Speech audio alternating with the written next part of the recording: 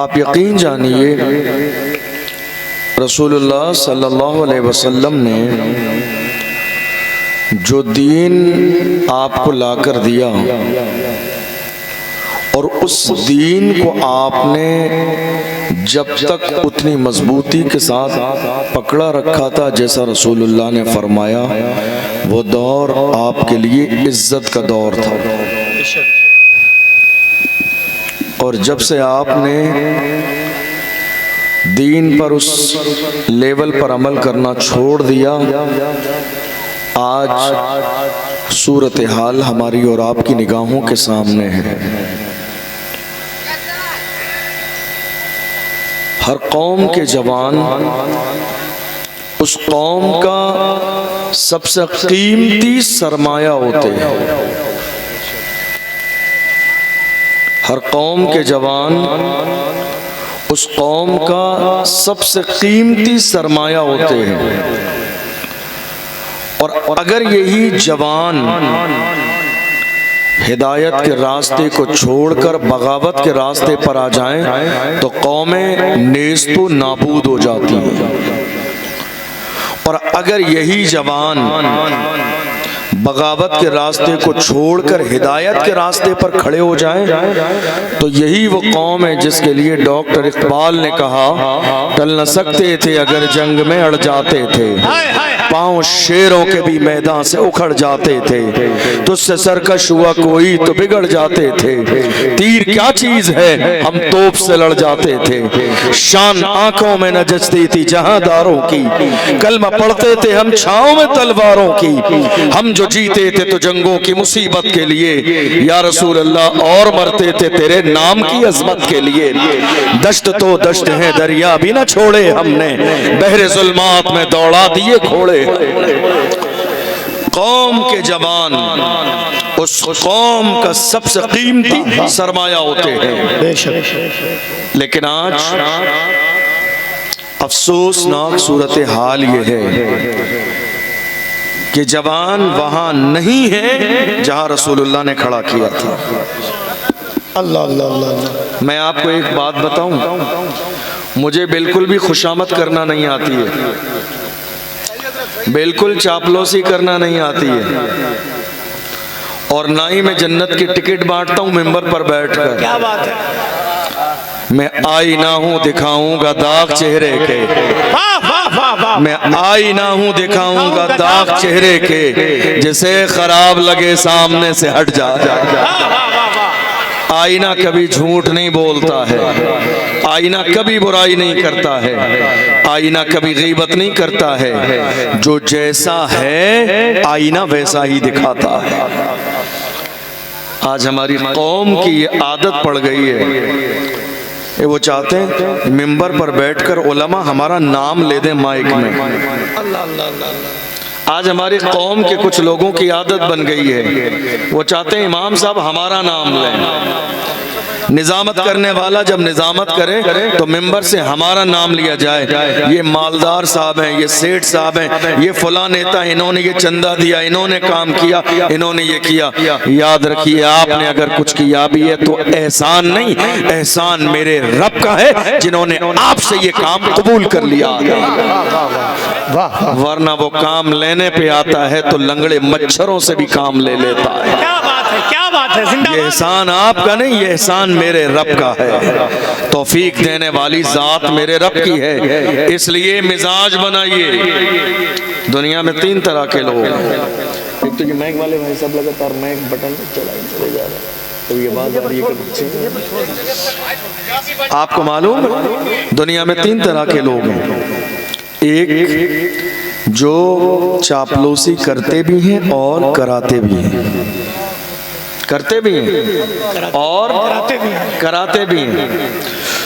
दूसरे वो लोग हैं जो चापलूसी कराते तो हैं मगर करते नहीं हैं, और तीसरे वो लोग हैं जो न करते हैं न कराते हैं। और हमें फख्र है वो इमाम अहले सुन्नत के मानने वाले हैं जो न चापलूसी करते हैं न चापलूसी कराते हैं।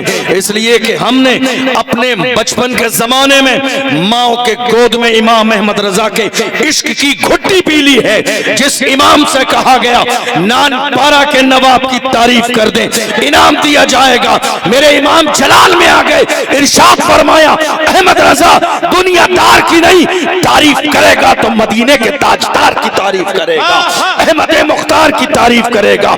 और जब तारीफ करने पे आए हैं तो पुकार के कहते हैं वो कमाल हुस्न हुजूर है कि गुमाने नक्शे जहां नहीं, यही फूल खार से दूर है, यही शम्मा है कि धुआं नहीं। वो सहा अरब के बड़े बड़े तेरे आगे यूं है दबे लचे, कोई जाने मुंह में ज़बान नहीं बल्कि जिस्म में जान नहीं।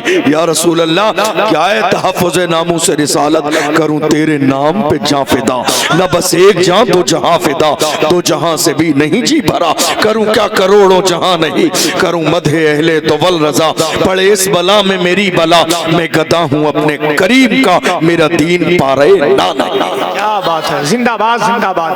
हम इमाम अहमद रजा के मानने वाले हैं, ना ही चापलूसी करते हैं किसी की और ना ही चापलूसी कराते हैं। किसी को बुरा लगता है तो लगता रहे, हम किसी के अब्बा जान के गुलाम नहीं, हम मदीने वाले मुस्तफ़ा के गुलाम हैं। क्या बात है, क्या बात है। इस मिंबर पर बैठने के हुकूक हैं, मिंबर रसूल पर बैठने के उसूल हैं, इस कुर्सी पर बैठने के उसूल हैं। दुनिया के किसी आलिम को कुर्सी पर इसलिए नहीं बिठाया जाता जनाब साहब मालदार साहब सेठ साहब की तारीफ करे, नहीं, इस कुर्सी पर इसलिए बिठाया जाता है दुनिया के सामने करो और दुनिया के सामने फख्र से कहो हमें करना है शहनशाहे बता की रजा जोई, वो अपने हो गए तो कुव्वते परवरदिगार अपनी। आज जिम्मेदारी है इस बात की। क्या बात है। मेरे रसूल ने कौम के जवानों को जहां खड़ा किया था जवान आज वहां नहीं है। आने वाले बहुत सारे उलमा तकरीर करते हैं आपके सामने और आपको कहते नहीं साहब आप सुभान अल्लाह कह दीजिए, माशाअल्लाह कह दीजिए, आप जन्नत में जाएंगे, और आप खुश होके चले भी जाते हैं। जन्नत इतनी आसान नहीं है। क्या बात है, क्या बात है। जन्नत इतनी आसान नहीं है। जन्नत की तारीफें और जन्नत के टिकट बांटते बांटते लोगों ने कौम मुस्लिम को बेअमल बना दिया। बेअमल हो गई मेरी कौम। ये समझ रहे हैं जन्नत इतनी आसान है, न नमाज है, न रोजा है, न हज है, न ज़कात है, न वालिदैन की खिदमत है, न कौम के पड़ोसियों के हुकूक की कोई खबर है। गीबत ये कर रही है, बुराई ये कर रही है, शराब ये पी रहे हैं, जुआ ये खेल रहे हैं, जिना ये कर रहे हैं, गलत रास्ते पर ये हैं, और फिर कहते नहीं साहब हम जन्नत में जाएंगे। तुम्हें अंदाजा भी नहीं है जन्नत इतनी आसान नहीं है।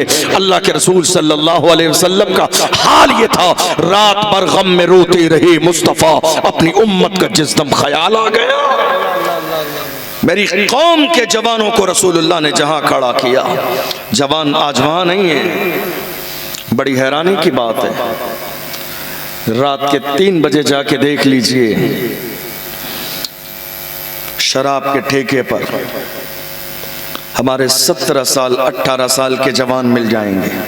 सबकी बात नहीं कर रहा हूं, जो गलत हैं वो गलत हैं। अगर उलमा इस्लाह नहीं करेंगे तो इस्लाह कौन करेगा? उलमा की जिम्मेदारी है। कहाँ है जवान? शराब के ठेके पर। 17-18 साल के जवान कहाँ हैं? ज़िना के दरवाजे पर। 17-18 साल के जवान कहाँ हैं? नशा कर रहे हैं, नशा, हीरोइन यूज कर रहे हैं, एमडी यूज कर रहे हैं, नशे का नाम बदल बदल के नशा कर रही हैं। आपको मालूम है ये नशा आपकी इज्जत को खराब कर देता है। नशा आने वाली नस्लों को तबाह बर्बाद कर देता है। ये नशा जो अल्लाह की रहमतें आप पर नाजिल होती हैं, उन रहमतों से आपको महरूम कर देता है। तुम नशा कर रहे हो, तुम्हें अंदाजा भी नहीं। ये लोकल नशा है जिसको करने के बाद लोग नाली में गिर जाते हैं। ये लोकल नशा है जिसको करने के बाद लोग नाले में गिर जाते हैं। ये लोकल नशा है जिसको करने के बाद एक मर्द को ये कभी कभी इम्तियाज नहीं रहता है कि सामने माँ है या बीवी है। ये नशा है। मैं मना नहीं करता नशा करने के लिए, मैं दिल खोल के, दिल बड़ा करके आपको इजाजत देता हूँ।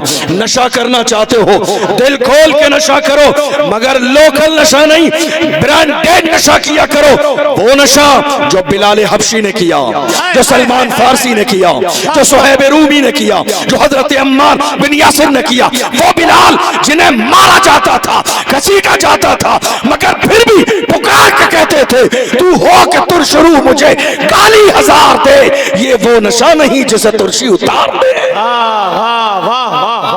नशा करना है, इश्क़ रसूल का नशा करो, हुजूर की गुलामी का नशा करो, मोहब्बत रसूल का नशा करो। जिस दिन हुजूर की मोहब्बत का नशा कर लोगे, तुम गुनाहों के रास्ते पे नहीं, रसूलुल्लाह के तरीके पर अमल करने लगोगे। हर कौम के जवान उस कौम का सरमाया होते हैं।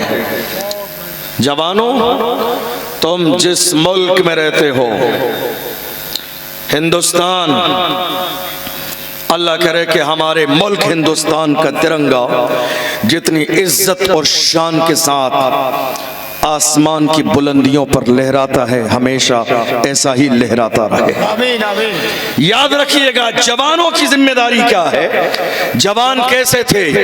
ये जो मुल्क आजादी के दौर से गुजरा है, इसमें कुर्बानी देने वाले जवान थे। जवानों ने अपनी जवानी का किरदार अदा किया था, तब जाके ये मुल्क आजाद हुआ था। आज हैरत की बात है, जवान भूल गए हैं अपनी तारीख को, जवान भूल गए हैं अपने किरदार को, जवान भूल गए हैं अपने तेवर को। वरना जिस जमाने में अंग्रेजों ने हिंदुस्तान की सरजमीन पर कब्जा कर लिया था, उस जमाने में मुल्क को अंग्रेजों से आजाद कराने वाला कोई और नहीं, हमारे जवान थे जिन्होंने जानों के नजराने पेश किए और इस मुल्क को आजाद कराया। इस मुल्क की आजादी के लिए जिहाद का फतवा देने वाला कोई और नहीं, वो हमारा आलिम था, दुनिया जिसे अल्लामा फजल हक खैराबादी कहती है। जिंदाबाद। जवान कैसे थे?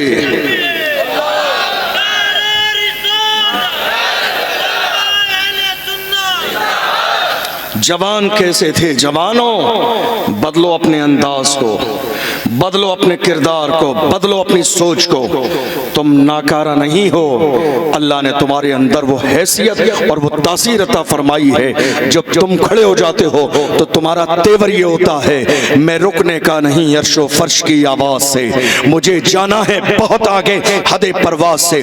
डॉक्टर इकबाल ने कहा, मिटा दे अपनी हस्ती को अगर कुछ मर्तबा चाहे, कि दाना खाक में मिलकर गुले गुलजार होता है। मिटा दे अपनी हस्ती को। ये हस्ती कहां मिटाई जा रही है?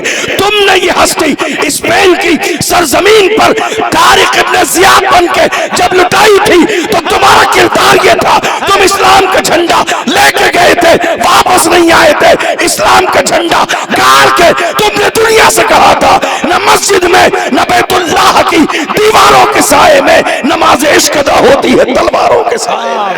नारे तकबीर, नारे रिसालत। जिंदाबाद। जवानों, समझो तुम्हारी जिम्मेदारियां क्या हैं। क्या कहने? अल्लामा फजल हक खैराबादी ने हिंदुस्तान की आजादी के लिए अंग्रेजों के खिलाफ जिहाद का फतवा दिया। कुर्बानी देखो, कुर्बानी तुम्हारी क्या कुर्बानी है।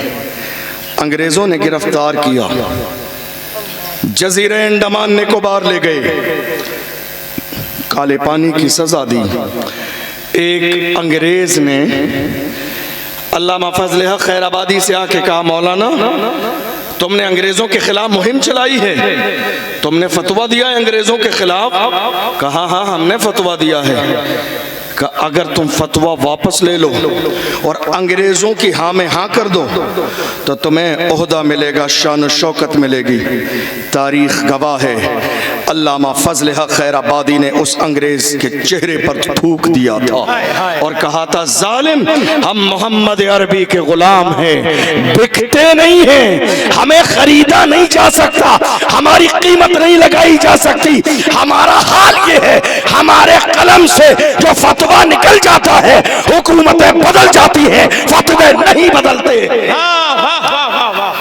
अल्लामा फजल हक खैराबादी ने इस मुल्क की आजादी के लिए काले पानी की सजा को गवारा किया है, मगर अंग्रेजों की हिमायत नहीं की। जवान थे ये, कौम के जवान।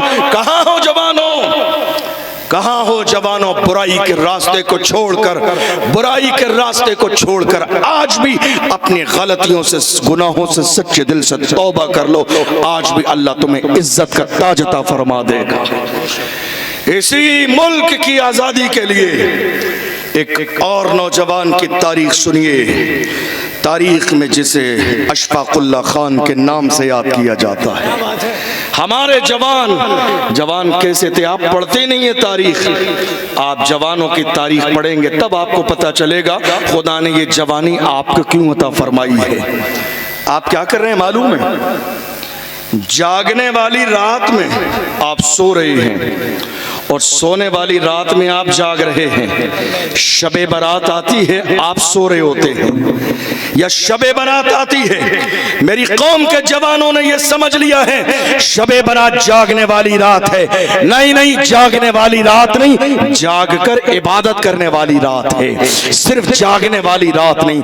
हमारे कितने जवान ऐसे हैं शबे बारात के नाम पर बाइक लेकर रोडों पे निकल जाते हैं, बाज़ाब्ता मर्डर गश्ती कर रहे हैं, घूम रहे हैं, मजे कर रहे हैं, इधर से उधर जा रहे हैं, होटल पे बैठे हैं, घर की पट्टियों पर बैठे हैं। याद रखिए खुदा ने तुम्हारा मयार इतना छोटा नहीं बनाया कि शबे बारात की रात में भी तुम रोडों पर अय्याशियां करो। नहीं, ये तुम्हारी मकबूलियत की और मगफिरत की रात है। आ जाओ, तुमने 11 महीने गुनाह के दरवाजे पर दस्तक दी है।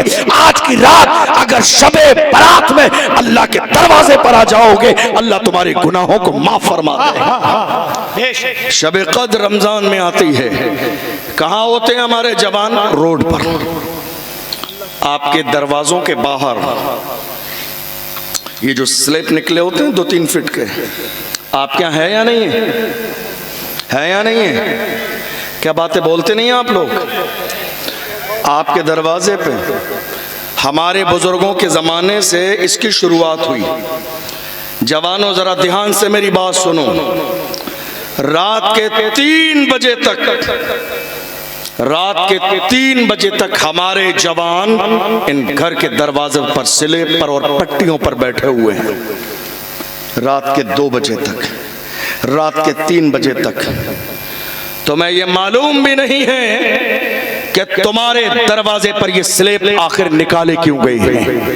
तुम्हारी जवानी जाय करने के लिए स्लेब नहीं बनाए गए, ये रातें काली करने के लिए स्लेब नहीं बनाए गए, किसी गैर महरम से फोन करने के लिए ये स्लेब नहीं बनाए गए, दोस्तों के साथ बैठकर अय्याशी करने के लिए ये स्लेब नहीं बनाए गए।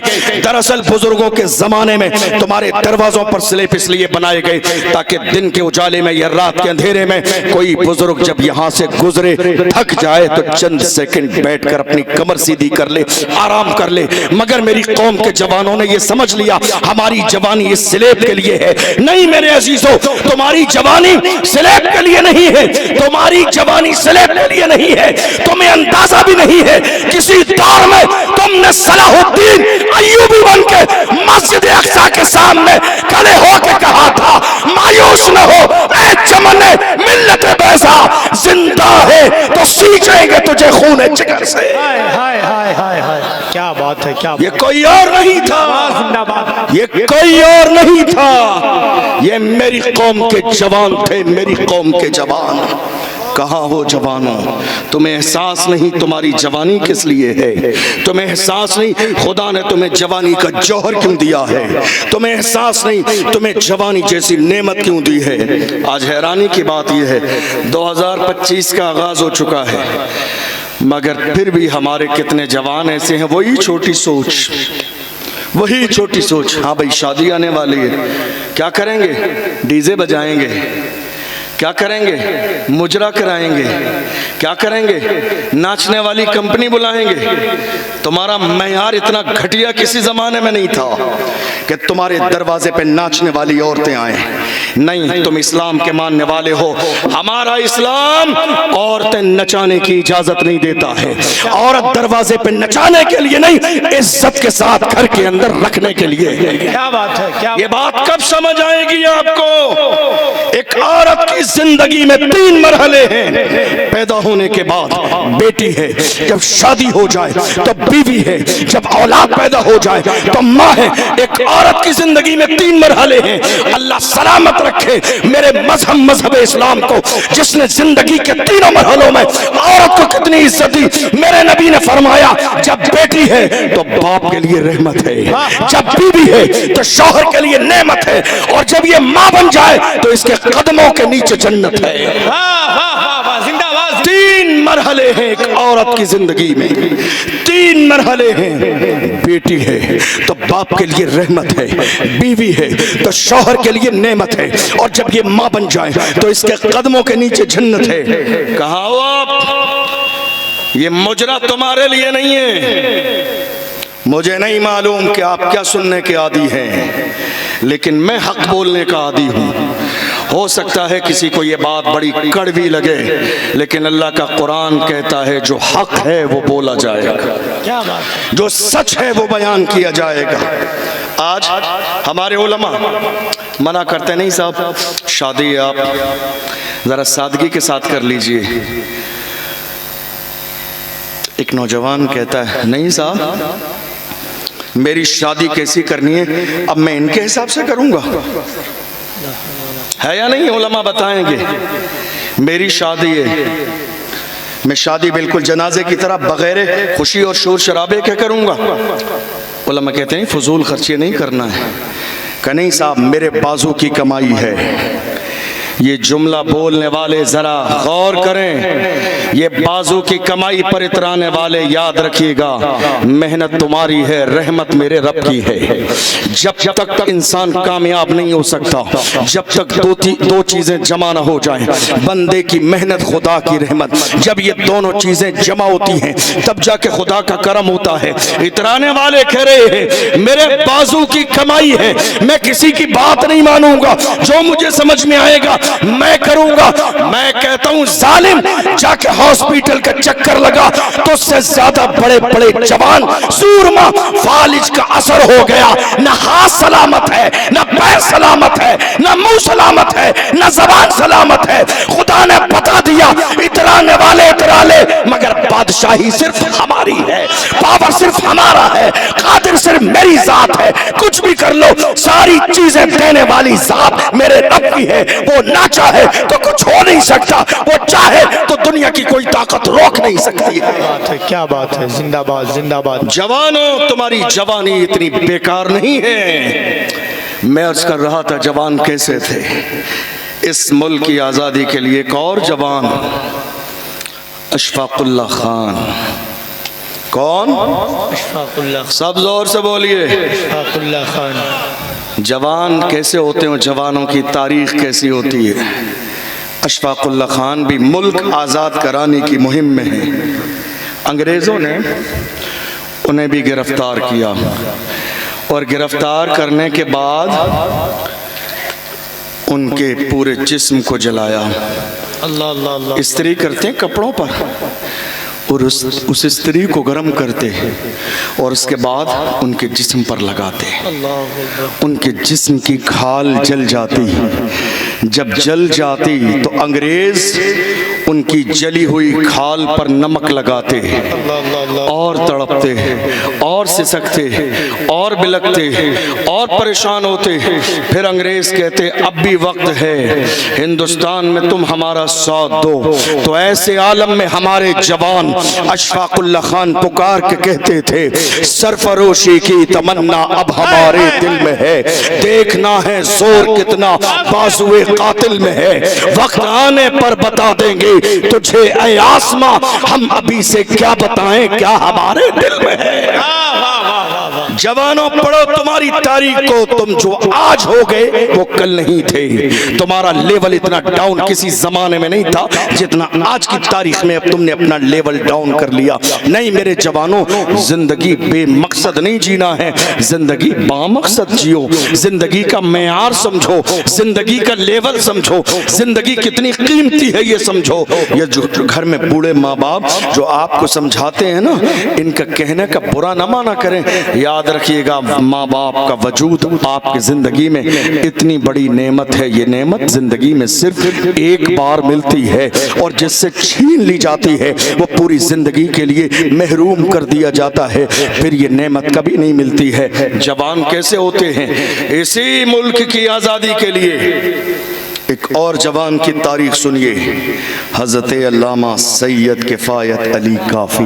हाय हाय जिंदाबाद जिंदाबाद। कौन? किफायत अली काफी इसी मुल्क की आजादी के लिए मुहिम चला रहे हैं, शहरों में जा रहे हैं, लोगों को मोटिवेट कर रहे हैं। नहीं साहब, अल्लाह ने हमें अंग्रेजों की गुलामी के लिए पैदा नहीं किया, ये मुल्क भारत हमारा है, हमें अंग्रेजों से आजाद कराना है। मुहिम चलाई जा रही है। अंग्रेजों ने उन्हें भी गिरफ्तार किया और ऐलान किया, नहीं साहब ये गद्दार हैं, इन्हें फांसी की सजा सुनाई जाएगी। अंदाज ऐसा है, जुमले नहीं बदले हैं, किरदार नहीं बदला है। अंग्रेजों ने गिरफ्तार किया और कहा इन्हें रमजान के महीने में मुरादाबाद के चौराहे पर फांसी की सजा दी जाएगी। फांसी की तारीख आ गई, रमजान का महीना है, असर और मगरिब के दरमियान का वक्त है। गले में फांसी का फंदा डालने के बाद में अंग्रेजों ने कहा, मौलाना अब भी तुम्हारी कोई आखिरी ख्वाहिश हो तो बयान करो। अल्लामा सैयद किफायत अली काफी ललकार के कहते हैं, जालिमों मेरी आखिरी ख्वाहिश जानना चाहते हो तो सुनो, कोई कुल बाकी रहेगा, नए चमन रह जाएगा, पर रसूलुल्लाह का दीने हसन रह जाएगा। अतलसो कम खाब की पोशाक पर नाजा न हो, इस तने बेजान पर खाकी कफन रह जाएगा। हम सफीरों बाग में है, कोई दम का चहचहा, बुलबुलें उड़ जाएंगी, सूना चमन रह जाएगा। नाम शाहाने जहां मिट जाएंगे, लेकिन यहाँ हश्र तक नामो निशाने पंजतन रह जाएगा। जिंदाबाद जिंदाबाद। ये जवान थे जवान। जवानों, मैं अगर तुम्हें जवानों की तारीख सुनाने लगूं तो फजर की अजान हो जाए, मगर तारीख मुकम्मल हो। संभालो अपने अतवार को, संभालो अपने अंदाज को, बदलो अपने किरदार को। तुम इस उम्मत का कीमती सरमाया हो, तुम अपने शहर का कीमती सरमाया हो, तुम अपने खानदान का कीमती सरमाया हो। जवानियां ज़ाय नहीं करनी है, जवानी की हिफाजत करनी है।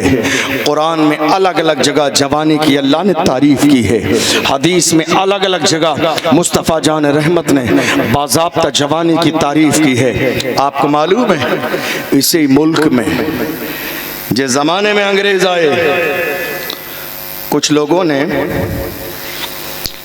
आस्तीन के सांप होते हैं हर जमाने में। कौन?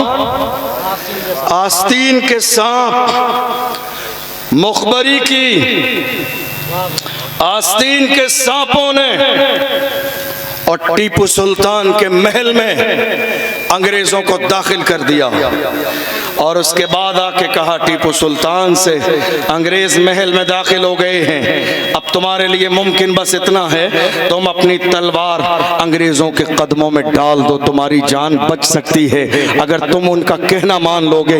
मगर एक मर्द मर्द ही होता है, एक नामर्द नामर्द होता है और मर्द मर्द होता है। शेर दिल इंसान शेर दिल होता है। टीपू सुल्तान ने कहा था, मैं अंग्रेजों के सामने गर्दन झुका दूं, मेरा लेवल इतना डाउन नहीं है। अल्लाह की इज्जत की कसम, मेरी माँ ने बचपन में एक दिन भी बगैर वुजू के मुझे दूध नहीं पिलाया है।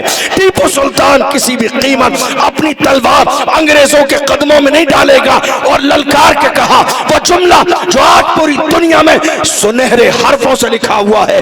टीपू सुल्तान ने कहा था, शेर की एक लम्हे की जिंदगी गीदड़ की 100 साला जिंदगी से बेहतर है। मेरी जान जा सकती है मगर मेरा सर झुकेगा तो सिर्फ मेरे रब के सामने झुकेगा। वाह वाह वाह वाह। जिंदाबाद। ये नारे तारीख- तकबीर, नारे रिसालत, उलमाए अहले सुन्नत, नाशिरे मसलके आला हजरत, मुहाफिजाने मसलके आला हजरत, नारे तकबीर, जिंदाबाद जिंदाबाद। ये तारीख किसी और की नहीं, जवानों की तारीख है। क्या बात है।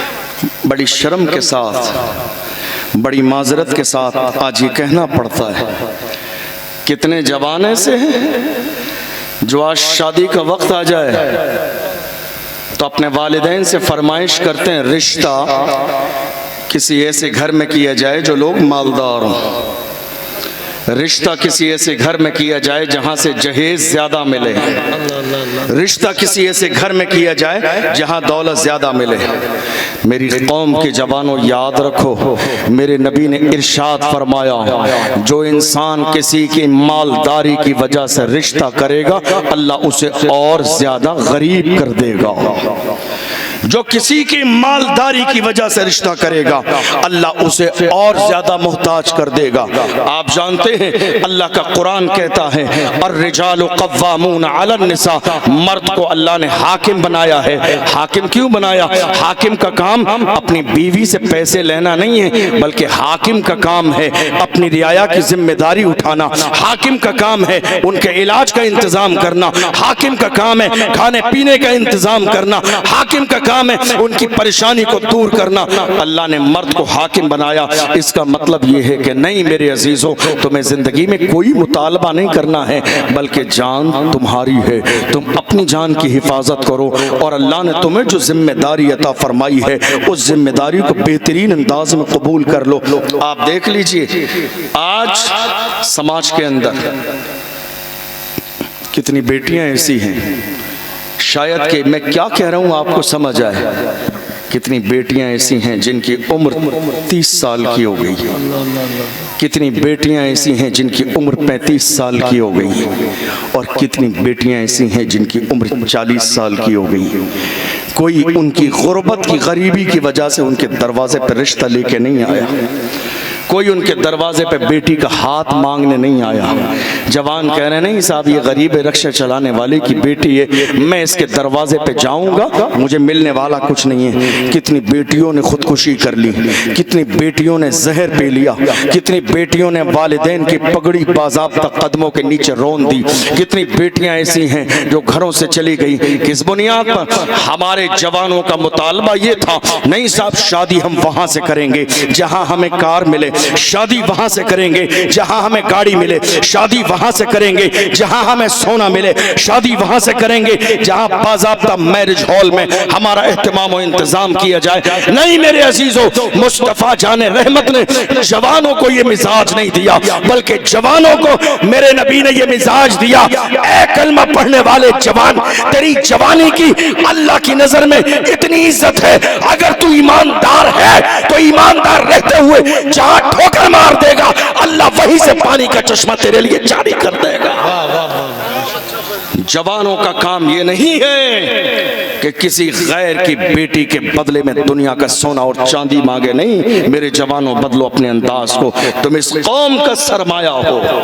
जवान कौम का सरमाया होते हैं, जवान हर कौम के लिए सबसे बड़ी दौलत होते हैं, जवान हर कौम के लिए। आज हैरानी की बात यह है, मुल्क के हालात हमारी निगाहों के सामने हैं, कितने बुरे हालात बनते चले जा रहे हैं, फिर भी मेरी कौम के जवान बाज़ाब्ता सीरियस होने के लिए राजी नहीं है। वही हंगामा है, वही नाच कूद है, वही तमाशे हैं, वही मुजरे हैं, वही शादियों में ढोल बाजे हैं। नहीं मेरे अजीजों, बदलो अपने अंदाज को, बदलो अपने किरदार को। तुम्हें क्या मालूम है आगाह अपनी मौत से कोई बशर नहीं, सामान 100 बरस का है बल्कि खबर नहीं। ये मत सोचिए कि मेरी जवानी 18 साल की है, मुझे 70 साल तक जिंदा रहना है, हरगिज नहीं।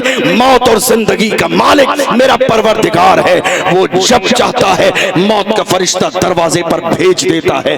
तुम्हें अंदाजा भी नहीं है, जिस कौम के जवान अपनी जवानी की जिम्मेदारी को कबूल कर लेते हैं उसी कौम के अंदर इनकलाब बर्पा हो जाता है। जवान अपनी कौम की जिम्मेदारी को समझते हैं, हालात बदल जाते हैं।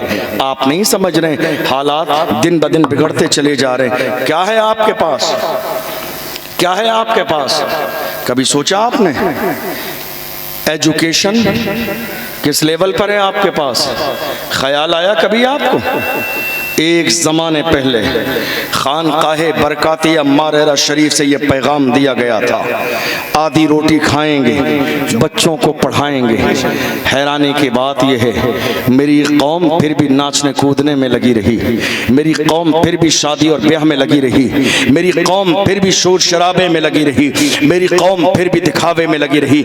आज हैरानी की बात यह है, देख लीजिए, हम एक जुमला दे रहा हूं आपको, लेकर जाइए अपने सीने में। हम मोमिन दिखना चाहते हैं, हकीकत में मोमिन बनना नहीं चाहते हैं। हम मोमिन दिखना चाहते हैं कि दुनिया को लगे हम मोमिन हैं, लेकिन मोमिन बनना नहीं चाहते। जैसा मोमिन बनने का कुरान ने हमें हुक्म दिया है, तुम जिस दिन मोमिन बन जाओगे, अल्लाह का कुरान कहता है, वला तहिनु वला तहज़नु व अंतुमुल आलौना इन कुंतुम मोमिनीन।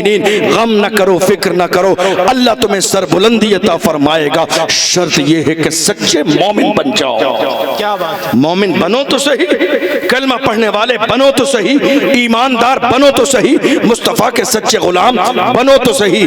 जो मुस्तफ़ा के सच्चे गुलाम थे, तारीख उठाकर उनकी देख लो, उनका हाल ये था, जब उमर का नाम आ जाता था तो कैसर और किसरा के जिस्म लर्जा बरंदाम हो जाते थे। आज भी कुरान वही है, कलमा वही है। मैं आपको और बताऊं, उलमा बैठे हैं, निकाह की महफिल आपने भी देखी होगी, हम लोग भी जाते हैं। जब निकाह की महफिल में कलमा पढ़ने की नौबत आती है तो जनाब दूल्हे साहब को पहला कलमा, मैं क्या कह रहा हूँ मालूम है आपको? पहला कलमा दूल्हे साहब को याद नहीं। उम्र कितनी है? 25 से 30 साल। पूछिए ना उलमा से, उलमा का रोज सामना होता है ऐसे लोगों से। 30 साल, इसका मतलब यह है, आपको एहसास हुआ नहीं हुआ कि आपका मेयार आज कितना डाउन हो चुका है? आज आपका अपना लेवल कितना डाउन हो चुका है? जिस कौम के 30 साल जवान को सही माना में प्रोनाउंसिएशन तलफ़्फ़ुज़ के साथ कलमा याद ना हो, लेवल कितना डाउन हो चुका है। हम दुनिया की रंगीनियों में मगन है, दुनिया बहुत अजीम है। अल्लाह का कुरान कहता है, ये दुनिया की रंगीनियां मिटने वाली हैं। कुल्लु मन अलैहा फान व यब्का वजहु रब्बिका ज़ुल जलाल वल इकराम। ये सारी चीज़ें फ़ानी हैं, मिटने वाली हैं, बाकी रहने वाली ज़ात मेरे रब की ज़ात है। आपको मालूम है, आज हालात इतने बदल गए, इतने बदल गए। हमारे तमाम इलाकों में, आप मेरी बात से एग्री करेंगे, हमारे तमाम इलाकों में जलसे की कमेटी है, जुलूस की कमेटी है, उर्स की कमेटी है, लंगर की कमेटी है, चादर की कमेटी है, नियाज और फातिहा की कमेटी है। मगर अफसोस, हमारे पूरे पूरे शहरों में, ज़िलों में एजुकेशन कमेटी नहीं है। ये बात सच्ची है। जलसा कमेटी, जुलूस कमेटी, लंगर कमेटी, फातिहा कमेटी, चादर कमेटी, ये सारी कमेटियां मौजूद हैं। कभी आपको ख्याल नहीं आया एजुकेशन कमेटी बनाना हमारी जिम्मेदारी है? दुनिया की कोई कौम तालीम के बगैर समाज में इज्जत की जिंदगी नहीं गुजार सकती। मेरे नबी का फरमान है, अल इल्म नूरुन, इल्म रोशनी है, इल्म रोशनी है, इल्म नूर है। कहाँ है इल्म का माहौल? हमने सोचा ही नहीं, हमने ख्याल ही नहीं किया। और दूसरी बात, अगर हमारे दरमियान से कोई बढ़ता भी है तो बड़े अफसोस की बात है कि टांग खींचने वाले भी हमारे अपने ही होते हैं।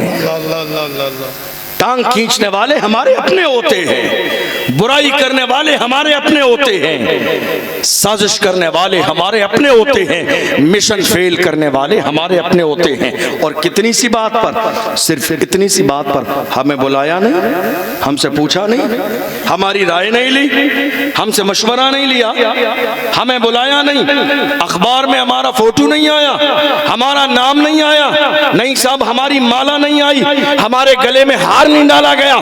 मैं कहता हूं बेवकूफ इंसान, हार के चक्कर में रहना छोड़ दे। अब जीत का दौर है, जीत का दौर, अब ये जीत का दौर है। फिक्र करें नाम आए ना आए, मगर मेरी कौम के बच्चों के लिए पढ़ने का हर इलाके में एक स्कूल और कॉलेज का इंतजाम हो जाए, ये कोई बड़ी बात नहीं है। मेरी कौम के लोग अगर एक साल जो नाजायज तरीके से पैसे खर्च करते हैं या दिखावे के लिए जहेज के नाम पर पैसे खर्च किए जाते हैं, अगर एक साल एक इलाके के लोग दिखावा करना बंद कर दें तो उसी पैसे से हर इलाके में कौम की बेटों के लिए एक कॉलेज तैयार हो सकता है। सोचना पड़ेगा आज आपको मालूम है एजुकेशन नहीं है, तालीम नहीं है, हर बुराई समाज में पैदा होने की वजह यही है कि तालीम नहीं है। जहां इल्म होगा वहां रोशनी होगी। आपको एक बात और बताऊं, घर बिगड़ रहे हैं आज, ऐसा है या नहीं? घर टूट रहे हैं, तलाक की नौबत आ रही है, क्यों? तालीम नहीं है। हमारी माएं और बहनें यहां मौजूद हैं, जरा अपने घर का जायजा लीजिए। हालत यहां तक हो गई कि एक शख्स जिसको अल्लाह ने थोड़ा सा माल दिया, उसने अपनी बेटी की शादी कर दी और उसकी बेटी ससुराल में जाके चाय का कप उठाना भी गवारा नहीं करती। और जब कहा जाता है तो यही बिगाड़ की नौबत पैदा हो जाती है। इल्म न होने का नुकसान क्या है? जब एक मर्द बिगड़ता है तो एक मर्द बिगड़ता है, लेकिन अगर एक औरत बिगड़ जाए तो पूरी नस्ल तबाह बर्बाद हो जाती है। तालीम कितनी जरूरी है आपको मालूम है? जरा से ठीक ठाक घर की बेटी चाय का एक कप उठाने के लिए राजी नहीं, और अगर किसी ने कह दिया तो बात बिगाड़ तक पहुंच जाती है। लोग कहते हैं बड़े बाप की बेटी है, काम नहीं करेगी। मैं क्या कह रहा हूं, मैसेज लेके जाएं मेरी माँ और बहनें भी। बड़े बाप की बेटी ये काम नहीं करेगी। ए कलमा पढ़ने वाले मुसलमानों, तुम कहते हो बड़े बाप की बेटी ये काम नहीं करेगी, तुमने बड़ा बाप देखा ही नहीं है इस कायनात में। अगर बड़ा बाप है कोई तो फातिमा के बाप से बड़ा बाप न हुआ है, न कयामत तक हो सकता है। क्या बात है, जिंदाबाद जिंदाबाद। तुम 10 लाख के बाप को कहते हो बड़ा बाप, जिसने बाइक शादी में दे दी बड़ा बाप, जिसके पास 10 बीघा जमीन है तुम कहते हो बड़ा बाप। क्या ख्याल है उस बाप के बारे में जो इशारा करे तो डूबा हुआ सूरज वापस आ जाए? क्या ख्याल है उस बाप के बारे में जो इशारा करे तो चांद तो टुकड़े हो जाए? क्या ख्याल है उस बाप के बारे में जो इशारा करे तो बारिश बरसने लगे? क्या ख्याल है उस बाप के बारे में जो इशारा करे तो दरख्त उसके इशारों पे चलने लगे? क्या ख्याल है उस बाप के बारे में जिसकी शान ये है उंगलियां निकाल दे तो उंगलियों के बीच से पानी के चश्मे जारी हो जाए? क्या बात है, क्या बात। आप कह रहे हो 10 लाख के आदमी को बड़े बाप की बेटी है, क्या हुआ? बड़े बाप की बेटी ये काम नहीं करेगी। मेरे अजीजों, मैसेज लेकर जाइए, मेरी माँ और बहनें भी मैसेज लेकर जाएं। बड़ा बाप 10 लाख का आदमी है, बड़ा बाप बड़े बाप की बेटी है।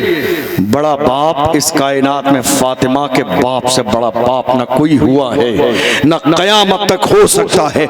मगर हाल क्या है, खातून जन्नत के हाथों में चक्की चला के आटा पीसते हुए छाले पड़ गए। इस्लाम है ये, इस्लाम है ये। आज हम जलसों में बड़ी बड़ी हाई फाई बातें सुन के नारे तकबीर नारे रिसालत करके चले जाते। ये है मेरे नबी की सीरत। काश के हमारे जलसों में रसूलुल्लाह के घर के अंदाज को बयान किया होता तो हमारे घर बर्बाद नहीं होते।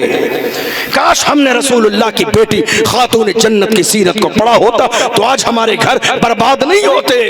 हम कह रहे हैं बड़े बाप की बेटी है, काम नहीं करेगी। खातून जन्नत का हाथ देख लो, छाले पड़ गए हैं चक्की चलाते हुए। चक्की अपने हाथ से चलाती है, खाना अपने हाथ से बनाती है, हसनैन करीमैन की तरबियत करती हैं। और अल्लाह अकबर, एक मौके पर मौलाए कायनात के हुक्म पर गई रसूलुल्लाह से खादिमा मांगने के लिए, तो मेरे नबी ने मना कर दिया। का फातिमा सब्र कर, तू रसूल की बेटी है। अगर तेरे घर में खादिमा होगी तो लोग दलील बना लेंगे। और अगर शान की बात करूं, शान किसकी शान? रसूलुल्लाह की बेटी। मेरे इमाम फरमाते हैं सैयदा जाहिदा तैयबा ताहिरा जान अहमद की राहत पे लाखों सलाम। कौन फातिमा? जिस फातिमा की शान ये है इज़ा दखलत अलन नबी सल्लल्लाहु अलैहि वसल्लम फकामा इलैहा फक़ब्बलहा व अजलसहा फी मजलिसिही। जिस फातिमा की शान ये है जब आती है तो मेरे नबी इस्तकबाल के लिए उठ के खड़े हो जाते हैं। जिस बेटी की शान ये है कि मेरे नबी उठ के खड़े हो जाएं, पेशानी चूमे, हाथ चूमे, अपनी मसनद पे बिठाएं और ऐलान फरमाते हैं फातिमा तो बिदअतु मिन्नी, फातिमा मेरे जिगर का टुकड़ा है। और जब जाने लगती हैं तो मेरे नबी इस्तकबाल में उठ के खड़े हो जाते हैं। अल्लाह अकबर। आप जरा अंदाजा तो लगाइए क्या तरबियत की मेरे नबी ने। फरमाया फातिमा अली से कोई ऐसा मुतालबा न करना जिसको अली पूरा न कर सके। हालांकि मेरा ईमान है ऐसा कोई मुतालबा नहीं है जो अली न पूरा कर सके। क्या बात है? अली न पूरा कर सके ऐसे कोई बात नहीं है, मगर ये तरबियत एक वालिद की है बेटी के लिए, ताकि दुनिया के हर बाप को बेटी को रुखसत करने का सलीका आ जाए कि बाप को बेटी किस अंदाज में रुखसत करनी चाहिए। आज हालात बिगड़ते चले जा रहे हैं, घर टूटते चले जा रहे हैं, घरों की रौनक और बरकतें खत्म होती चली जा रही है, इसलिए कि हमारे घर में रसूलुल्लाह के घर का वो अंदाज शामिल नहीं किया गया जिसकी बुनियाद पर आज हमारे घरों का हाल देख लो। नहीं मेरे अजीजों, मैं अपनी कौम के जवानों से कहना चाहता हूं, जवानों अगर तुम आज ये चाहते हो कि मौजूदा दौर में तुम कोई अच्छा कदम उठाओ। जवान कहते हैं ना हजरत हम कुछ अच्छा करना चाहते हैं, आप हमें जरा गाइड कर दीजिए, हम कुछ करना चाहते हैं कौम के लिए, आप हमें ज़रा गाइड कर दीजिए। मैं कहता हूँ आज के ज़माने में अगर कुछ अच्छा करना चाहते हैं तो ऐलान कीजिए निकाह मस्जिद में करेंगे और शादी बगैर जहेज के करेंगे। इससे अच्छा काम मौजूदा दौर में कोई नहीं हो सकता है। आपको अंदाज़ा भी नहीं है जिस गरीब रक्षा चलाने वाले के घर पे 4 बेटियां हैं, उस गरीब को बिस्तर में रात भर नींद नहीं आती है। वो ये सोचता रहता है कब इंतजाम होगा और कैसे मेरी बेटी को रुखसत करूंगा। ऑटो चलाने वाले के घर में 2 बेटियां हैं, मौजूदा दौर के जहेज के सामान को देखकर उस ऑटो चलाने वाले को बिस्तर पर नींद नहीं आती है, रात भर जागता और करवटें बदलता रहता है कब मेरे यहाँ इंतजाम होगा और मेरी बेटियां रुखसत होंगी। मैं कहता हूँ मेरी कौम के जवानों, दुनिया में किसी के जहेज देने से जिंदगी नहीं गुजरेगी, देने वाली जात मेरे रब की है। अल्लाह का कुरान कहता है वमा मिन दाब्बतिन फिल अर्द इल्ला अलल्लाहि रिज़्क़ुहा, जमीन में कोई जानवर भी ऐसा नहीं है मगर उसको रिस्क देना मेरे रब के जिम्मे करम पर है। जब समंदर की मछलियों को रिस्क मेरा रब देता है, जमीन के अंदर मौजूदा कीड़े मकोड़ों को रिस्क देने वाली जात मेरे रब की है, तो अल्लाह ने हमें तो अशरफुल मखलूकात बनाया है, वो हमें भूखा कैसे छोड़ेगा। नहीं मेरे अजीजों, ये मत सोचिए कि जहेज मिलेगा तो हमारी शादी कामयाब होगी और हमारी जिंदगी खुशहाल गुजर जाएगी। नहीं, मर्द अल्लाह ने आपको बनाया है, हाकिम आपको बनाया है, इसलिए कोशिश कीजिए कि आप अपने बाजू की कमाई खुद भी खाएं, अपनी बीवी और बच्चों को खिलाएं। और याद रखिएगा, जिंदगी जो अल्लाह ने अता फरमाई है, बहुत सारे हुकूक आपके इर्द गिर्द हैं। वालिदैन का हक भी है आपके ऊपर, पड़ोसी जिस इलाके में रहते हैं वहाँ का हक भी है। हमारा मजहब इस्लाम हमें मोहब्बत सिखाता है, हमें अमन सिखाता है, हमें चैन सिखाता है। मेरे नबी की तारीख बताऊं आपको, हुजूर की तारीख ये है, मेरे नबी ने हिजरत फरमाई मक्के से। आपके जहन में है या नहीं है सबके जहन में है, जहन में या नहीं है? मेरे नबी ने हिजरत फरमाई और हुजूर जब सहाबा को लेकर आए उम्रा करने के लिए, तो घुसने नहीं दिया गया मक्के में, रोक लिया लोगों ने रास्ते में, कहा नहीं आपको घुसने नहीं दिया जाएगा। एहराम पहना हुआ है मेरे नबी ने, सहाबा ने उम्रे का एहराम पहना है, मगर इस्लाम के दुश्मनों ने मक्के में दाखिल नहीं होने दिया। उन्होंने कहा नहीं, अगर आप चाहते हैं तो वापस चले जाइए, अगले साल जब आएंगे तब आपको मक्के में दाखिल होने दिया जाएगा। मगर मेरे नबी ने सिर्फ इसलिए कि खून खराबा न हो, इंसानियत का नुकसान न हो, हुजूर ने कबूल फरमा लिया। ये इस्लाम का पैगाम था। मेरे नबी वापस गए और जब एक दौर ऐसा भी आया कि फातिहाना शान से जब मेरे नबी खाने कामा में दाखिल हुए हैं, तो वो दुश्मन जिन्होंने रसूलुल्लाह के पैरों के नीचे कांटे बिछाए, जिन्होंने गालियां दी, जिन्होंने हिजरत करने पर मजबूर किया, वो निगाहों के सामने खड़े हैं। वो ये सोच रहे हैं कि आज खुदा ने मोहम्मद को पावर अता फरमाया है, मोहम्मद को पावर दिया है, तो आज हमसे ये बदला ले लेंगे। मगर अल्लाह के नबी ने उन सारे लोगों पर नजर डालने के बाद फरमाया, ऐ लोगो जाओ, आज मैंने तुम सबको माफ कर दिया। ये किसी और की नहीं, मेरे रसूल की सीरत है, ये पैगंबर आजम की सीरत है, ये मुस्तफ़ा जान रहमत की सीरत है। ऐ कलमा पढ़ने वालों, तुम रसूलुल्लाह के गुलाम हो, अपने सीने को कुशादा करो, अपने सीने को इतना बड़ा करो। ये सीना तुम्हारा कीने के लिए नहीं है, ये सीना बुराई के लिए नहीं है, ये सीना गीबत के लिए नहीं है। तुम्हारे सीने के अंदर अगर कीना नहीं होगा तो इस सीने के अंदर ऐसा नूर होगा कि जिस नूर के जरिए तुम जब अपनी आंखों को बंद करोगे तो तुम्हें ख्वाब में गुंबद खजरा भी नजर आएगा, खाने काबा भी नजर आएगा। लेकिन अगर तुम्हारा दिल गंदा रहा तो तुम्हारी इबादतें अल्लाह की बारगाह में कबूल न की जाएंगी। अल्लाह अकबर। आज मेरी कौम के जवान परेशान है, जिंदगी में क्या होगा क्या नहीं होगा। ऐ ताज शरिया के मानने वालों, हुजूर ताज शरिया फरमाते हैं, जिंदगी ये नहीं है किसी के लिए, जिंदगी है नबी की, नबी के लिए ना समझ मरते हैं, जिंदगी के लिए जीना मरना है सब कुछ नबी के लिए। आज लोग कहते हैं क्या करें हम क्या ना करें।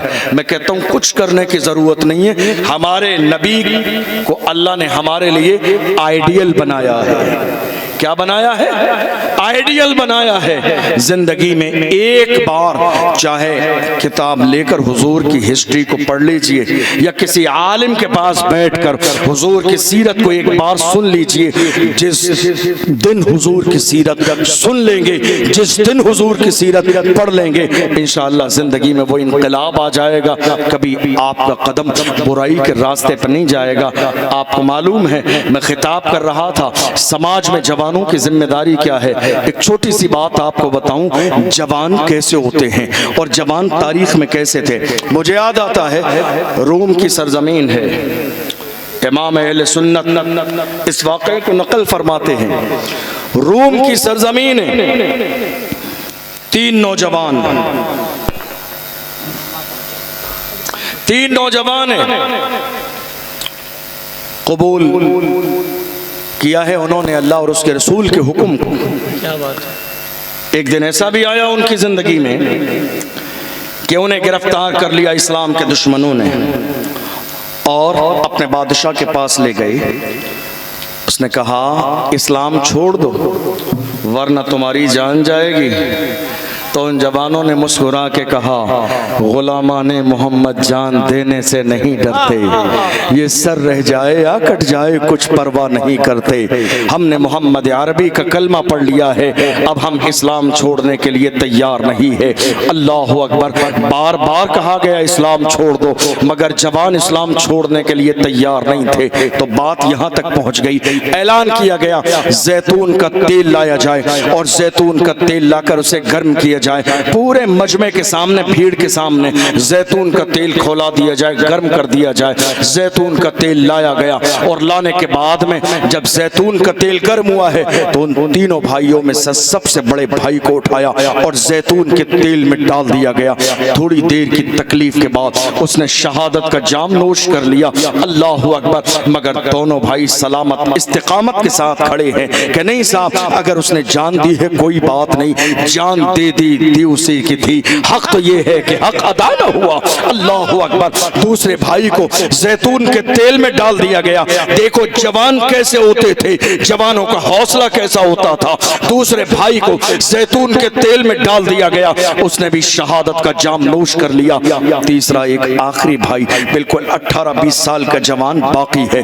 जब उसका नंबर आया जैतून के तेल में डाले जाने का, तो एक वजीर ने आके कहा, बादशाह सलामत, ये तो बिल्कुल नौजवान है, अभी ये दीन में इतना पुख्ता नहीं है, इसलिए आप ऐसा करें, इसको मेरे हवाले कर दें, थोड़े दिन में मैं इसको इस्लाम से दूर कर दूंगा। बात समझ में आ गई। ले जाके अपने घर के हुजरे में, रूम में बंद कर दिया और उसके बाद अपनी जवान बेटी से कहा, बेटी अब तेरी जिम्मेदारी ये है, अपने हुस्नो शबाब के उस नशे के अंदर इसको डुबा देना है और इसको इस्लाम से दूर कर देना है कि तेरे एक नजर को देखने के लिए इलाके के जवान बेचैनो बेकरार रहते हैं। अल्लाह अकबर। जब रात का अंधेरा छाया है, वो बेटी शराब और शबाब के साथ उस जवान के हुजरे में गई और उसके बाद उसने उसके ईमान को खराब करने की कोशिश की। मैं कहता हूँ जवानों, देखो तुम्हारा किरदार क्या था, तुम्हारा अंदाज क्या था, तुम्हारे तेवर क्या थे, तुम्हारी पाकदामनी कैसी थी, तुम कितने सच्चे थे, तुम कितने वफादार थे, तुम अपने वालिदैन के कितने खिदमत जो है गुजार थे। अल्लाह अकबर। इशा से लेके फजर तक पूरी रात गुजर गई। वो जवान लड़की कोशिश करती रही कि जवान एक नजर देख ले, मगर पूरी रात गुजर गई, जवान ने एक नजर उठाकर उस लड़की की तरफ नहीं देखा है। गौर करें जवान, गौर करें जवान, एक नजर पूरी रात गुजर गई। सुबह आई, वालिद बहुत खुश था, उसे मालूम था कि मेरी बेटी के हुस्न को देखने के लिए दुनिया बेचैनो बेकरार रहती है। जब मेरी बेटी उस जवान के पास गई होगी तो उसका ईमान खराब हो गया होगा। जवानों, तुमने रसूलुल्लाह का कलमा पढ़ा है तो इस कलमे की तो लाज रखा करो। गुनाह करने से पहले, बुराई करने से पहले, गलत रास्ते पे जाने से पहले इतना तो सोचा करो, तुम्हारे हाथ में हुजूर का दामन है, तुम कलमा पढ़ने वाले हो, तुम्हारे सर पे टोपी है, तुम्हारा अंदाज ये नहीं है कि तुम गुनाह के रास्ते पे चले जाओ। बाप ने कहा, बेटी क्या तू मिशन में कामयाब हुई? बेटी ने कहा, शायद उसकी कोई खास इबादत की रात थी, इसलिए पूरी रात गुजर गई, उसने एक नजर भी मेरी तरफ उठा के नहीं देखा। अल्लाह अकबर। आप अंदाजा लगाइए। कहा, बेटी आज फिर चली जाना। इमाम अहले सुन्नत फरमाते हैं, 1 रात, 2 रात, 5 रात, 10, 20, 30, 35, 40 दिन और 40 रातें गुजर गई हैं। वो जाती है और वापस आती है, जाती है और वापस आती है, जाती है वापस आती है। 40 दिन गुजर गए हैं, 40 रातें गुजर गई है, मगर सलाम है उस जवान को जिसने एक नजर उठा के भी नहीं देखा है। आई थी इस्लाम से दूर करने के लिए, मगर 40 रातें जब गुजर गई है तो वो इस्लाम से मुतासिर हुई है। कहती है, जवान ये तो बता, ऐसा कौन सा नशा तूने किया है? 40 रातें गुजर गई है तेरे पास आते हुए, मेरी कोशिश ये है कि तू एक नजर मुझे मुझे देख ले, मगर 40 रातों में तूने एक नजर मुझे देखा नहीं है। ऐसा कौन सा जलवा तूने देख लिया है? तो उस जवान ने अपने अंदाज में कहा था, जुल्फ देखी है कि नजरों ने घटा देखी है, जुल्फ देखी है कि नजरों ने घटा देखी है, लुट गया जिसने मोहम्मद की अदा देखी है। जुल्फ देखी है कि नजरों ने घटा देखी है, लुट गया जिसने मोहम्मद की अदा देखी है। जिसने यार के तलवे का जलवा देखा हो वो दुनिया के हुस्न से मुतासर कैसे हो सकता है?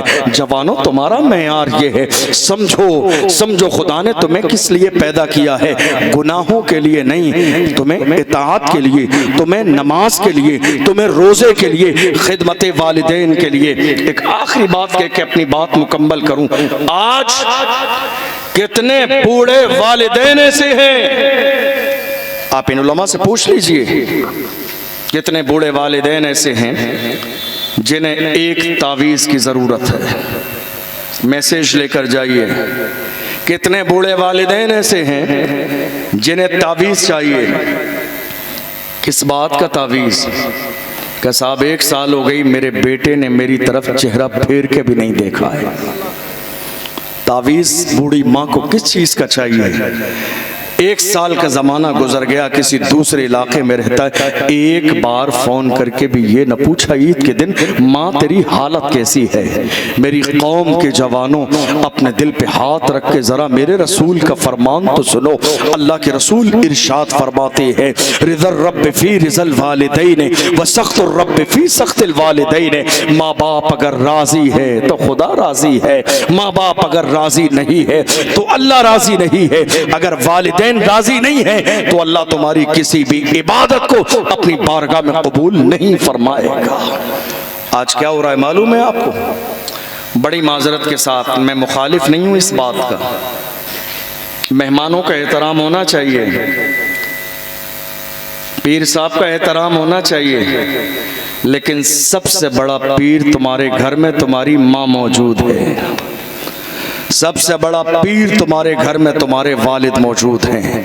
अगर वालिदैन को छोड़कर, इनका दिल दुखा के, इनको बेइज्जत करके, इनसे रिश्ता तोड़ के पीर साहब के कदमों में 50 किलो गुलाब के फूल तुमने इस्तिकबाल में बिछा दिए, कोई मतलब की बात नहीं है। इसलिए कि मेरे नबी का फरमान है, वालिदैन राजी है, माँ राजी है तो खुदा राजी है, बाप राजी है तो खुदा राजी है, माँ नाराज है तो मुस्तफ़ा जान रहमत और अल्लाह भी नाराज है। जरा गौर तो फरमाइए, कहाँ खड़े हैं आप? हुजूर की बारगाह का हाल यहाँ तक है, किसी ने आके कहा था, मैंने गर्मी के ज़माने में कांधे पे बिठाकर अपनी माँ को 7 बार हज करा दिया, क्या मैंने माँ का हक अदा कर दिया? आज हालत क्या है? एक जवान 50,000 रुपए कमाने वाला जवान महीने में 2,000 रुपए माँ को दे देता है, तो क्या कहता है, मैं तो हर महीने माँ का खर्चा पहुँचा देता हूँ। 50,000 कमाने वाले जालिम इंसान, तेरा खर्चा 48,000 है, माँ का खर्चा सिर्फ 2,000 है, तूने 2,000 पहुंचा के ये अंदाजा लगा लिया मैं हर महीने माँ का हक अदा करता हूँ। देख रसूलुल्लाह क्या फरमाते हैं, जब एक शख्स ने कहा मैंने गर्मी के जमाने कांधे पे बिठा के पैदल अपनी माँ को हज करा दिया, क्या मैंने हक अदा कर दिया? अल्लाह के महबूब ने इरशाद फरमाया, तू हक अदा करने की बात करता है, जब तू पैदा हुआ था, पैदाइश के वक्त में एक औरत को, जो औरतों के पैदाइश के वक्त में दर्द से होता है, पैदाइश का दर्द होता है, तूने उस एक लम्हे का भी हक अदा नहीं किया है। पैदाइश के वक्त में माँ को जो तकलीफ होती है, तूने एक लम्हे का भी हक अदा नहीं किया। तू कहता है कि मैंने कांधे पे बैठा के हज करा दिया तो माँ का हक अदा कर दिया। नहीं, माँ का हक अदा नहीं हो सकता। मेरे नबी ने यहाँ तक फरमाया, तुम्हारी जिंदगी में सबसे बेहतरीन पैसा जो खर्चा किया जाता है वो खर्चा है जो वालिदैन के लिए खर्चा हो, जो माँ पर खर्च हो, जो तुम्हारे वालिद पर खर्च हो। और एक बात बता दूं आपको, ये पैगाम लेकर जाइए, दुनिया में कोई तावीज़ आपको फायदा नहीं देगा, कोई अमल फायदा नहीं देगा अगर आपके वालिदैन आपसे राजी नहीं हैं। बात समझ में आई है आपको? ये इतनी अजीम नेमत है, जिंदगी में एक बार मिलती है। बार बार नहीं मिलती है, इसलिए कदम थाम लीजिए। हमने देखा है बड़े बड़े लोगों को, और इसमें कोई खास बात नहीं है। हजरत मूसा अलैहिस्सलाम अल्लाह के जलीलुल कद्र पैगंबर हैं, कोहे तूर पे जाते हैं खुदा से कलाम करने के लिए, लेकिन जब उनकी माँ का इंतकाल हुआ, खुदा की तरफ से आवाज आई है, मूसा संभल के आना, मूसा संभल के आना। अर्ज करते हैं मेरे मौला, मैं कोहे तूर पर पहली बार नहीं आ रहा हूँ, जो तेरा फरमान है संभल के आना, मैं बार बार आता हूँ मेरे मौला, लेकिन आज ये पैगाम क्यों है संभल के आना। खुदा की रहमत ने ऐलान फरमाया, मूसा आज से पहले जब तू घर से निकलता था, तेरी माँ दामन फैला के तेरे लिए दुआ करती थी, आज माँ का जनाजा निकल गया है, तेरे पीछे दुआ करने वाली अब माँ नहीं है, अब माँ नहीं है। ऐ मूसा, इसलिए जमीन पे कदम संभल के रखना। अल्लाह अकबर। किसको कहा जा रहा है? पैगंबर को। ये बात किसी आम इंसान के लिए नहीं है, नहीं मेरे अजीजों, माँ माँ होती है। दुनिया की हर एक शख्स की मोहब्बत में कहीं ना कहीं कोई न कोई गरज शामिल है। ये तन्हा माँ की मोहब्बत है जिसमें कोई गरज शामिल नहीं है। तुम खर्चा देते हो, वो दुआ तब भी देती है, नहीं देते हो वो दुआ तब भी देती है। तुम्हें बुखार आता है, तुमसे ज्यादा खबर सुन के बीमार माँ पड़ जाती है। ये माँ का अपना अंदाज है, फिर भी आप माँ को तकलीफ दे रहे हो, आपको अंदाजा भी नहीं है।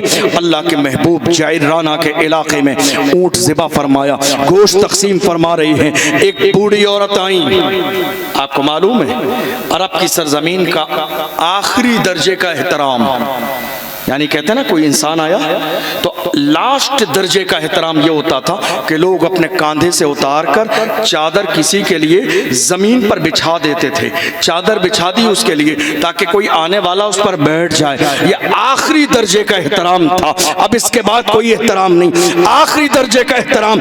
जायराना के इलाके में मेरे नबी मौजूद हैं, सहाबा भी हैं। एक बूढ़ी औरत आ रही है, मेरे नबी की नजर पड़ी, अल्लाह के महबूब उनके इस्तिकबाल के लिए उठ के खड़े हो गए हैं। जब अल्लाह के महबूब खड़े हुए हैं तो सहाबा भी खड़े हुए हैं। जब वो करीब आई है, रसूलुल्लाह ने चादर पे बिठाया, उसके बाद वो कुछ कहना चाहती हैं।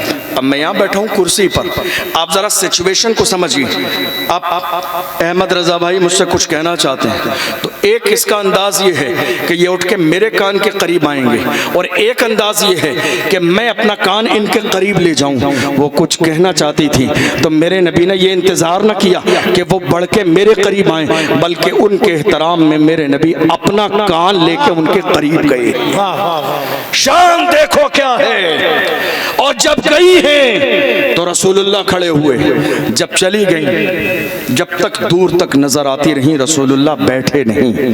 जब चली गई है, सहाबा ने कहा या रसूल अल्लाह, खुदा ने कायनात को इसलिए पैदा फरमाया कि कायनात आपका एहतराम करें, मगर हम हैरान हैं आप एक औरत का एहतराम कर रहे हैं। या रसूल अल्लाह, कौन है ये औरत जिसके लिए आप उठ के खड़े हो गए? काली कमली आपने जमीन पे बिछा दी। मेरे नबी ने फरमाया, मुझे बचपन में दूध पिलाने वाली माँ हलीमा सादिया थी जिनका इतना एहतराम किया, मुझे पैदा करने वाली माँ आमिना आ गई होती तो सर पलकों पे बिठा ले। माँ क्या है, माँ क्या है, माँ कितनी अजीम है। मेरे जवानों, तुम्हारी जवानी का जोश बूढ़ी माँ को न दिखाओ, तुम्हारे तेवर बूढ़ी माँ को न दिखाओ। ये डांटना चिल्लाना तुम्हारी माँ के लिए नहीं है। अल्लाह का कुरान कहता है, फला तकुल्लहुमा उफ़्फ़ुम वला तनहरहुमा वकुल लहुमा कौलन करीमा। खबरदार खबरदार, माँ से उफ तक न कहो। माँ से उफ कहना भी हराम है, इसलिए कि ये राजी है तो खुदा राजी है, ये नाराज हो गई तो खुदा भी तुमसे नाराज हो जाएगा। आपको मालूम है आज कितने लोग ऐसे हैं, किसी ने गाड़ी ली, कार खरीदी, बहुत सारे लोग कार खरीदने के बाद मेरे पास आते हैं नई लेके। उनकी ख्वाहिश होती है, नहीं साहब हजरत, हम कंपनी से गाड़ी निकालेंगे तो आपके दरवाजे पे ला के खड़ी करेंगे। एक मोहब्बत वाला रिश्ता है। हम चाहते हैं सबसे पहले कदम बरकत वाला हजरत का पड़े, आप यकीन जानिए, इस मिंबर पे बैठ के सच्ची बात कहता हूँ, मैं आज तक किसी की नई गाड़ी में नहीं बैठा। मैं उससे कहता हूँ मुझसे ज्यादा बरकत वाला कदम तेरे घर में तेरी माँ का है, मुझसे ज्यादा बरकत वाला कदम तेरे घर में तेरे वालिद का है। जा जाके पहले अपने माँ बाप के कदम इस गाड़ी में पड़वा ले, अल्लाह तुझे सारे हादसों से महफूज कर देगा। कितने लोग ऐसे हैं जब वो नया घर बनाना चाहते हैं तो आते हैं, हजरत आपके हाथ से जरा एक ईंट बरकत के लिए रख दीजिए, बरकत हो जाएगी। मैं पूछता हूँ क्या घर में माँ बाप जिंदा नहीं है? कहते हाँ माँ बाप जिंदा हैं। मैं कहता हूँ मुझसे ज्यादा बरकत वाला कदम तेरे घर में तेरी माँ और बाप का है। जा जाके पहली ईंट अपनी माँ के हाथ में दे के आ जा, तेरी माँ के हाथ लग जाएंगे, अल्लाह तुझे बरकत अता फरमाएगा। तुम्हें अंदाजा भी नहीं है ये जो तुम्हारी जवानी है, ऐशो इशरत है, ये तुम्हारी दौलत, ये पावर, ये शोहरत, ये खानदान, ये तुम्हारी जॉब, तुम्हें अंदाजा भी नहीं है। 9 महीने पेट में रखने वाला कोई और नहीं है, ये तुम्हारी बूढ़ी माँ है। तुम जिसका चेहरा देखना नहीं चाहते, तुम्हें खूने जिगर पिलाने वाली तुम्हारी ये माँ है, जिससे बात करना नहीं चाहते, परेशानी के दाव से गुजरकर तुम्हें इज्जत की जिंदगी देने वाली कोई और नहीं है, तुम्हारी माँ है, जिसको तुमने नजरअंदाज कर दिया। जालिम तुझे अंदाजा भी नहीं है, मरने से पहले दामन फैला के तुम्हारे लिए दुआ कर देगी। तुम्हारी दुनिया भी कामयाब हो जाएगी, तुम्हारी आखिरत भी कामयाब हो जाएगी। पैगाम लेकर जाइए आज के जलसे से। आज कितने माँ बाप ऐसे हैं जो जवानों के तेवर से रो रही हैं, सिसक रही हैं, बिलक रही हैं। माएँ बिस्तर पे लेट कर तन्हाई में रोती हैं, ऐ मेरे जवानों तुम चाहते हो अल्लाह तुम्हें इज्जत दे। कितने जवान कहते हैं कारोबार बहुत मेहनत से करते हैं, तरक्की नहीं मिल रही, एग्जाम खूब दे रहे हैं, कामयाबी नहीं मिल रही। जब तक तुम्हारे वालिदैन तुमसे राजी नहीं होंगे तुम्हें कोई कामयाबी और तरक्की नहीं मिलेगी। और जिस दिन तुम्हारे वालिदैन तुमसे राजी हो गए, अल्लाह तुम्हें हर कदम पे कामयाबी अता फरमाएगा। सबसे बड़ा तावीज़ कामयाबी का वालिदैन की रजा है। सबसे बड़ा कामयाबी का राज तुम्हारे वालिदैन का तुम्हारे लिए खुश हो जाना है। जिस दिन तुम्हारे वालिदैन खुश हो गए, आप यकीन जानिए, हम लोग रात को जलसों में जाते हैं, 3 बजे 4 बजे वापस आते हैं, दरवाजे पे जाके हाथ रखते हैं तो आवाज जो सबसे पहले आती है वो माँ की आवाज होती है। जो सबसे पहले आवाज आती है वो माँ की आवाज होती है। हम कहते हैं क्या बात है आप सोई नहीं? कहती हैं क्या करें आप चले गए थे, नींद कैसे आ सकती है। ये एक बूढ़ी माँ है, जब बेटा परदेश से आता है तो दुनिया के दूसरे रिश्ते वालों की नज़र बैग पर होती है, सामान कितना लाया है। ये बूढ़ी माँ है जो सिर्फ चेहरा देखती है और कहती है क्या बात है, परेशान था, बीमार था, तेरा जिस्म इतना कमज़ोर कैसे हो गया। मेरे जवानों, वालिदैन का एहतराम करो। मैं ये देख रहा हूँ जिनके माँ बाप जिंदा हैं वो एहतराम नहीं कर रहे हैं, वरना पूछो उनसे जिनके वालिदैन के जनाजे निकल गए, उनसे मुलाकात करने के लिए कब्रिस्तान जाना पड़ता है, जिनके माँ बाप दुनिया से चले गए। आज हैरानी की बात यह है, बस आखिरी जुमले कह रहा हूं आपसे, कितने जवान ऐसे हैं बहुत बाहर रहते हैं दूर, जिन्होंने शादी के बाद वालिदैन से रिश्ता खत्म कर दिया, जिंदा हैं मुर्दा हैं कोई खबर नहीं। माँ बाप का इंतकाल हुआ, बूढ़ी माँ का इंतकाल हुआ, खबर भेजी गई, आ गए, अब उनको आने में 2 दिन लगेंगे। गर्मी का दौर है तो रिश्तेदार बर्फ की सिल्ली लगा लगा के बूढ़ी माँ का जनाजा रखे हुए हैं। क्या कह रहे हैं, बेटा आएगा तो चेहरा देख लेगा। मैं कहता हूं ले जाके दफन कर दो, इस जालिम को चेहरा ना दिखाओ। जिसने जिंदा पे चेहरा नहीं देखा, ये मरने के बाद चेहरा देख के क्या कर लेगा। जिसने जिंदा पे माँ का चेहरा देखना गवारा न किया, जो शादी के बाद बीवी को लेकर माँ को ठुकरा के चला गया था, ये मरने के बाद माँ का चेहरा देखेगा क्या हो जाएगा, इसे अंदाजा भी नहीं है। अगर ये जिंदा पे चेहरा देखता, मेरे नबी फरमाते हैं जिसने मोहब्बत से माँ के चेहरे को एक नजर देखा, अल्लाह उसे एक मकबूल हज का सवाब अता फरमाता है। सुभान अल्लाह। जिसने एक नजर मोहब्बत से माँ के चेहरे को देखा, अल्लाह उसे एक मकबूल हज का सवाब अता फरमाता है। लोग रोक रहे हैं, रिश्तेदार मोहल्ले वाले नहीं, बेटा आएगा चेहरा देखेगा। आ गया बेटा, चेहरा देख लिया, नमाज हो गई। अब आई 40 दिन के बाद 40वें की नियाज। आप देख लीजिए 5000 लोगों के खाने की दावत है। किसके लिए? माँ के नाम पर, सवाब के लिए। मैं कहता हूं ये सवाब के लिए नहीं है, ये समाज के लिए है। ये सवाब के लिए नहीं है, ये सवाब के लिए नहीं है, ये समाज के लिए है। अरे जब जिंदा थी तो तूने सलाम ना किया, जब जिंदा थी तो खाना ना खिलाया, जब जिंदा थी तो डॉक्टर के यहाँ लेके नहीं गया, जब जिंदा थी तो दवाई ना दिलाई, जब जिंदा थी दरगाहों पे चादरें चढ़ाता रहा 10,000 की, लेकिन ईद के दिन भी बूढ़ी माँ को तूने एक दुपट्टा न दिया। कहता है सवाब के लिए, सवाब के लिए नहीं, समाज के लिए है। याद रखिएगा, जो काम समाज के लिए किया जाता है, तेरी माँ को कब्र में सवाब नहीं पहुंचेगा, सवाब उसी का पहुंचेगा जिसके लिए सवाब के लिए किया जाता है। हैरानी की बात है, जितने काम आज के जमाने में किए जा रहे हैं, लोग राजी हो जाएं। याद रखिएगा, लोगों के राजी होने का मतलब क्या है? लोगों की पसंद है, बदलती रहती है। कोशिश करो कि अपने काम से अपने रब को राजी कर लो। हमने बड़े बड़े लोग देखे हैं, बड़े बड़े लोग, हदीस में यहाँ तक है, मैसेज लेकर जाइए, याद रखिएगा।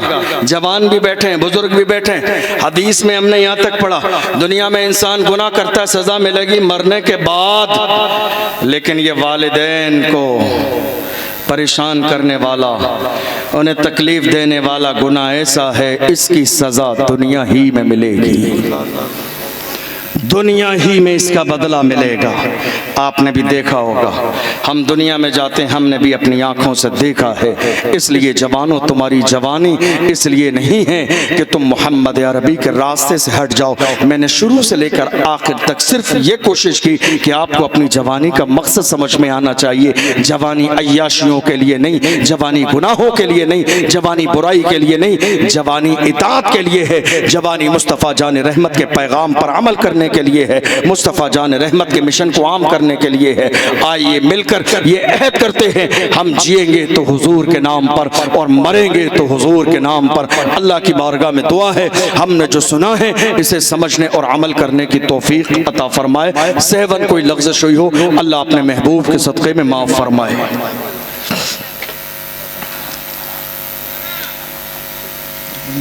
ये एक किताब है तज़मीनात कौसर के नाम से, कौसर रज़ा इलाहाबादी साहब जो निज़ामत कर रहे हैं, इनकी किताबें माशाल्लाह बहुत खूबसूरत। इसमें 92 मशहूर कलामों पर इन्होंने तज़मीन लिखी है। इन्होंने 92 जो मशहूर कलाम है उस पर तज़मीन लिखी है। आप जानते हैं चूँकि कलाम लिखना भी बड़ी मेहनत का काम है और उस पर तज़मीन लिखना तो मज़ीद मेहनत का काम है। अल्हम्दुलिल्लाह ये बड़ी खूबसूरत किताब है और बहुत खूबसूरत अंदाज में इन्होंने लिखी भी है और तैयार की भी है, और वो भी हुजूर की नात, हुजूर की तारीफ़। और हुजूर की तारीफ़ सुभान अल्लाह, कैसी कैसी हुजूर की तारीफ़ की गई। इमाम इश्क़ को मोहब्बत के मानने वाले ऐसे ही तो करते हैं लोग। आज के ज़माने में न जाने अपने कलम से क्या क्या लिख रहे हैं, क्या क्या नहीं लिख रहे हैं, मगर लिखने वाला जब इमाम अहमद रज़ा हो तो वो कलम चला के कहते हैं अल्लाह अकबर, सरवर कहूँ के मालिक मौला कहूँ तुझे, बाग़े खलील का गुले ज़ेबा कहूँ तुझे, अल्लाह रे तेरे जिस्म मुनव्वर की ताबिशें, ए जाने जा में जाने तजल्ला कहूँ तुझे, तेरे तो वस्फ़ ऐब तनाही से हैं बरी, हैरान हूँ मेरे शाह मैं क्या क्या कहूँ तुझे, लेकिन रज़ा ने ख़त्म सुखन इस पे कर दिया, खालिक का बंदा खल्क़ का आका कहूँ तुझे। तो अल्हम्दुलिल्लाह ये बहुत खूबसूरत 92 कलामों पर बेहतरीन तज़मीन का मजमुआ है। जनाब कौसर रज़ा इलाहाबादी साहब ने बड़ी अर्क़रेज़ी के साथ, मोहब्बतों के साथ, हुजूर के इश्क में डूब कर इसको तैयार फरमाया है। अल्लाह की बारगाह में दुआ है परवरदिगार आलम इनकी इस कोशिश और मेहनत को अपनी बारगाह में कबूल फरमाए। इसमें इन्होंने एड्रेस भी भाई ने लिखा हुआ है, जिन हजरात को ये चाहिए होगी एड्रेस लिखा हुआ है। आप सिरात जो है उस पर ले लेंगे आप, और भाई से हमारे राब्ता भी कर लेंगे तो इंशाल्लाह ये आपको दस्तयाब हो जाएगी। अल्लाह की बारगाह में दुआ है परवरदिगार आलम हमारी इस महफिल को अपनी बारगाह में कबूल फरमाए। वस्सलामु अलैकुम व रहमतुल्लाहि व बरकातुहू।